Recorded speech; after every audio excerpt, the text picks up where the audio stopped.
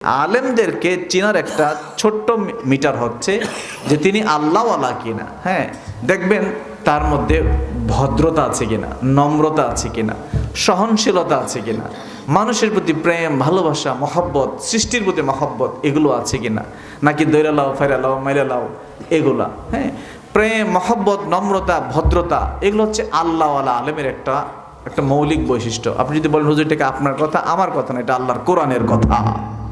বলুন না সুবহানাল্লাহ। ওয়াহুম রাকিউন। আল্লাহ বলেন যারা যারা আমার প্রকৃত বান্দা হবে, তোমাদের ওলি হবে, তারা একদম নম্র ভদ্র হবে। বলুন সুবহানাল্লাহ। বাবারা, ভাইরা, আমাদের সর্বাঙ্গে ব্যথা, ওষুধ দিব কোথায়? সব জায়গায় আমাদের চলাফেরা, ওঠা বসা, কথা বলা, নামাজ, রোজা, হজ, যাকাত, যা কিছু চলছে, এই সব কিছুর মধ্যেই আপনি যদি সত্যি করেই বলেন, হাকিকত খুঁজে পাবেন না। আমাদের কথা বলাই হাকিকত খুঁজে পাবেন না। আমাদের নামাজের মধ্যে হাকিকি নামাজ খুঁজে পাবেন না। আমাদের রোজার মধ্যে হাকিকি রোজা খুঁজে পাবেন না। আমাদের যাকাত দেওয়ার মধ্যে হাকিকি যাকাত খুঁজে পাবেন না। আমাদের পীরদের মধ্যে হাকিকি পীর খুঁজে পাবেন না। আমাদের মুরিদদের মধ্যে হাকিকি মুরিদ খুঁজে পাওয়া যায় না। কথা বলেন ঠিক কিনা? আর আমরা যারা মানে এই চেয়ারে বসি, বক্তা নামে আর কি, বক্তা নাম দিয়ে যারা বসি, আমাদের অবস্থা আরো শোচনীয়, আপনাদের থেকে খারাপ। এটা হচ্ছে সাধারণত এটা একটা পেশা হয়ে দাঁড়িয়েছে। ওয়াজ মাহফিল একটা পেশা। পেশা মানে হচ্ছে কি জানেন? মানে যেটাকে উপলক্ষ করে মানুষ তার পেটের ধান্দা করে। যেটাকে উপলক্ষ করে মানুষ কি করে? তার পেটের ধান্দা করে। ধরেন যেভাবে হোক তার পেট চলতে হবে, এরকম।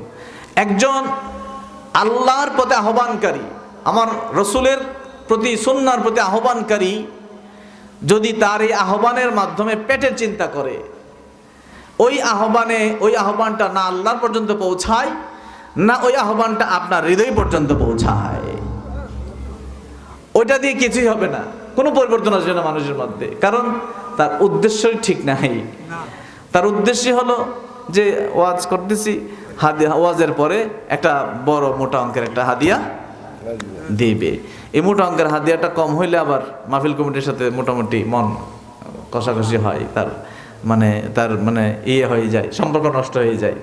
তো এটা এখন তো আগেই দিতে হয়, আপনারা জানেন, সেগুলো আগেই দিতে হয়। তো এই মানুষটার আহ্বানে আপনি আল্লাহ হয়ে যাবেন, এটা কেমনে আশা করেন? দেখি আগে তো তার হেদায়েত দরকার, আগে তার হেদায়েত দরকার। সে হেদায়েত হবে, দেন আপনাকে হেদায়েতের কথা বলবে। বাবারা, ভাইয়েরা, আসুন, আমরা সবাই তো মুসলমান, ঠিক কিনা? কথা বলেন। মুসলমান ছাড়া কেউ আছেন এখানে? কিন্তু আমি যদি বলি মুসলমান খুঁজে পাওয়া কঠিন হবে এই মাহফিলে, কেমন হবে কথাটা? এখন এটাও বলতেছেন ঠিক, তো কোনটা ঠিক? আগে বলছেন ঠিক, এটাও ঠিক, তো কোনটা ঠিক? আমি যদি বলি মাহফিলে এতগুলি মানুষ, এই সবগুলি মানুষের মধ্যে আসল মুসলমান খুঁজে পাওয়া কঠিন, আপনি বলবেন হুজুর এটা কেমনে? আমরা তো মায়ের পর থেকেই মুসলমানের ঘরে জন্ম নিচ্ছি, মুসলমান না তো কি, ঠিক কিনা? না বাবা, আমরা সত্যিকার অর্থেই মুসলমান হতে পারি নাই। আমি যদি আমার কথা বলি, আপনাদের কথা নাও যদি বলি, আমার কথা যদি বলি, ধরেন আমার মানে আপনার বোঝানোর জন্য বলছি, আল্লাহ মাফ করুন, গর্বের জন্য না। ধরেন বাংলাদেশের সর্বোচ্চ, পৃথিবীর সর্বোচ্চ ডিগ্রি আমার পিএইচডি, পৃথিবীর সর্বোচ্চ ডিগ্রি। আরবিতে বাংলাদেশের সর্বোচ্চ ডিগ্রি, শিক্ষকতায় বাংলাদেশের সর্বোচ্চ বিশ্ববিদ্যালয়ে। এখন পিএইচডি আমার আন্ডারে মানুষ করে, এমফিল আমার আন্ডারে মানুষ করে, আমি পিএইচডি ডিগ্রি দেই এখন। তো এই এত বড় ডিগ্রি থাকার পরেও, এত কিছু থাকার পরেও আমি দ্ব্যর্থহীন ভাষায় আপনাকে বলছি, দ্ব্যর্থহীন ভাষায় এতগুলো মানুষকে সাক্ষী রেখে বলছি, আমি এখনো পরিপূর্ণ মুসলমান হতে পারি নাই। আমি কোরআন পড়েছি, তাফসীর পড়েছি, হাদিস পড়েছি, হাদিস পড়াইছি।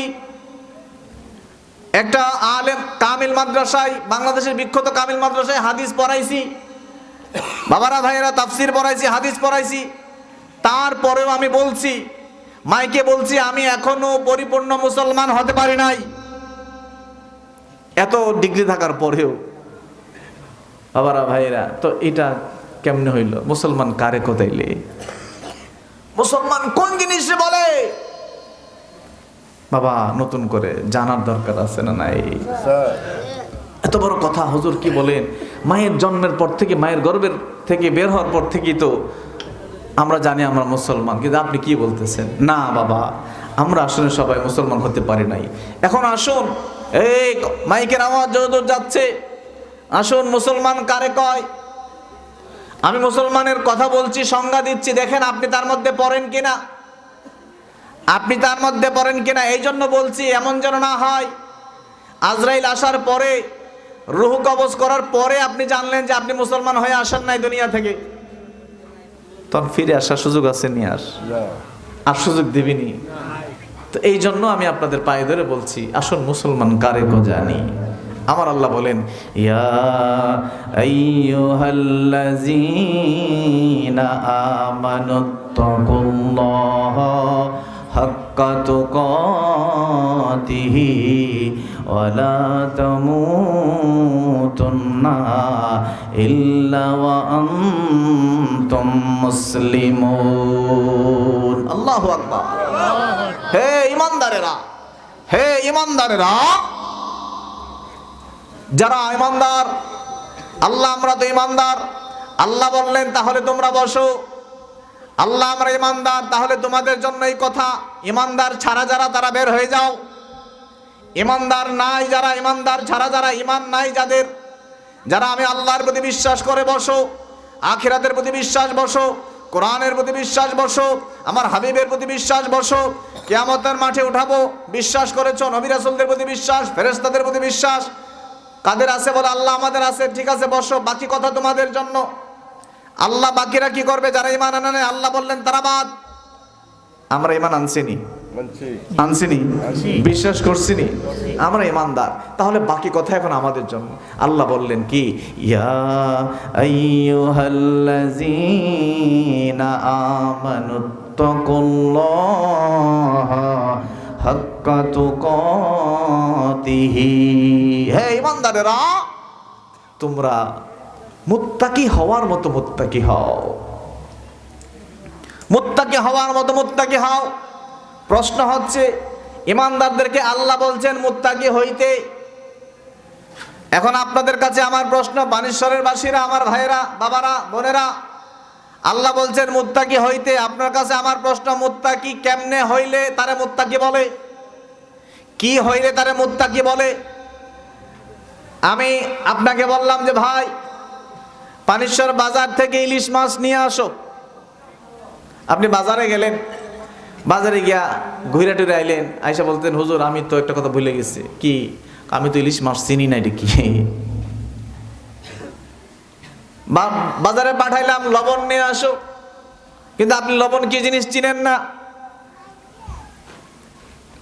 তো বললাম অমুক হুজুরে নিয়ে আসো ঘর থেকে, পরবর্তী আলোচনা করবে।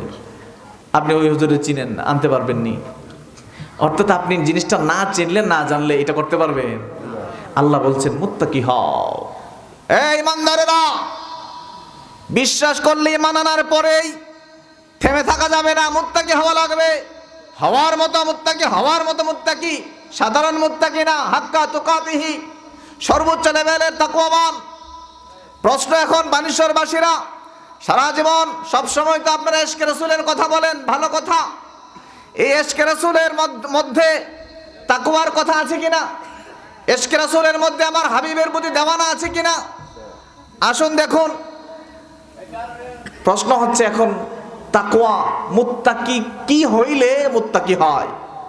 এতগুলি মানুষ আজকের মাহফিলে, আমি যদি আপনাদেরকে ধরে ধরে জিজ্ঞেস করি, ভাই বাবা, আল্লাহ কইছে মুত্তাকি হইতে, তো মুত্তাকি কারে কয়? আমি আপনাদেরকে অবজ্ঞা করছি না, আস্তাগফিরুল্লাহ, কিন্তু আমরা আসলে উত্তর দিতে পারবো না, ঠিক কিনা? কারণ আমাকে মুত্তাকি হইতে শেখানো হয় নাই, আমাকে মুত্তাকি হইতে শেখানো হয় নাই। আমাকে শুধু গজল শেখানো হয়েছে, আমারে কিছুক্ষণ জিকির করতে শেখানো হয়েছে, আমাকে ঘটনা বলা হয়েছে, ঘটনা, লম্বা ঘটনা আমি শুনে বাড়িতে গেছি। কিন্তু আমি পরের দিন সারা দিন আমার যৌবনকাল কেমনে কাটাবো, আমার বৃদ্ধকাল আমার মাবুদ আমার হাবিবের কোন ওয়েতে কোন রাস্তায় আমি কাটাবো, আমার ধরে ধরে শেখায় নাই কেউ।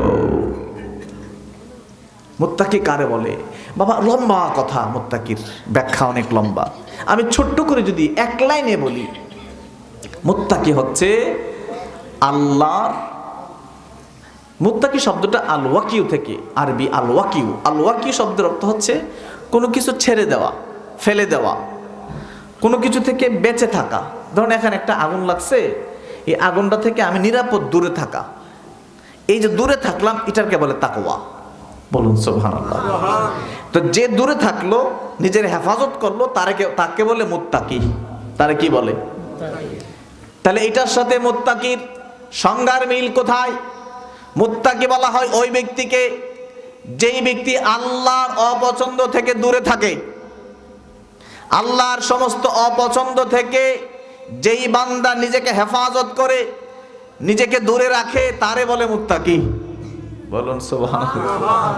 এখন আপনি বুকে হাত দিয়ে বলেন, এই ইমানদার, তুমি তো ইমানদার, আল্লাহকে বিশ্বাস করেছো, তুমি কোরআন বিশ্বাস করো, আশিকে রাসূল দাবি করো, তুমি বুকে হাত রেখে বলো যে তুমি আল্লাহর অপছন্দকে বেছে বেছে খুঁজে খুঁজে বের করে আল্লাহর অপছন্দ থেকে নিজেকে হেফাজত করে চলো।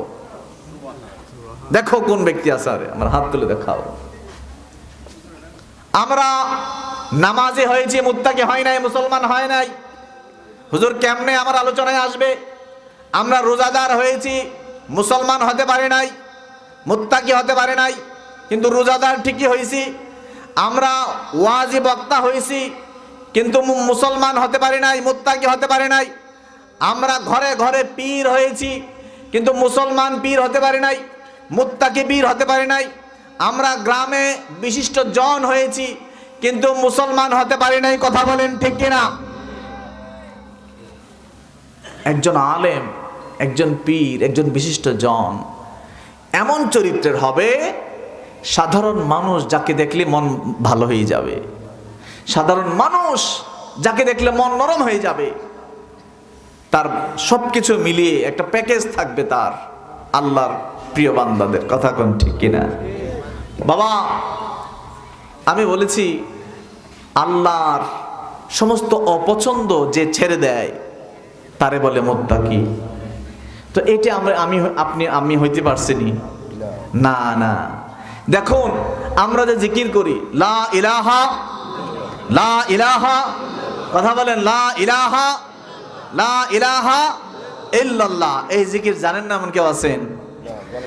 সবাই জানেন। তা আপনাদের কাছে একটা প্রশ্ন আমার কাছে, লা ইলাহা ইল্লাল্লাহ মানে হচ্ছে আল্লাহর একত্ববাদের কথা, যে আল্লাহ ছাড়া কোনো মাবুদ, ঠিক কিনা?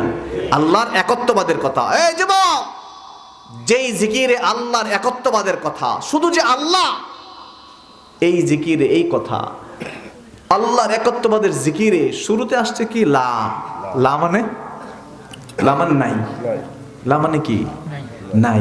খুব বুঝবেন বাবা, বোঝার চেষ্টা করবেন। লা মানে নাই, ইলাহ মানে মাবুদ। ইলাহ মানে কি? মাবুদ বা উপাস্য, যার ইবাদত করি আমরা, এমন কোনো মাবুদ নাই। লা ইলাহা মানে কি? কোনো মাবুদ নাই। প্রথমে দিক মাবুদরে নাই করে দিছে। তো যেই বাক্যে আল্লাহর একত্ববাদের কথা, সেই বাক্যের শুরুতে প্রথম বলা হচ্ছে কোনো মাবুদই নাই। তো এটা কেমন হইল? এটার রহস্য কি? এটার হাকিকত কি?